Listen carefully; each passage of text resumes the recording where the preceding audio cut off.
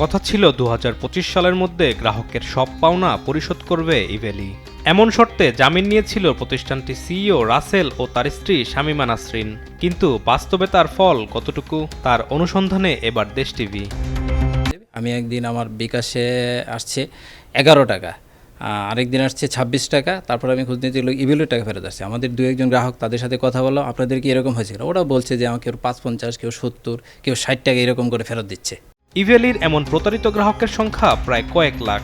প্রথমে ধৈর্য ধরলেও এখন এসব গ্রাহকের ক্ষোভের বহিঃপ্রকাশ ঘটছে সামাজিক যোগাযোগ মাধ্যমেও।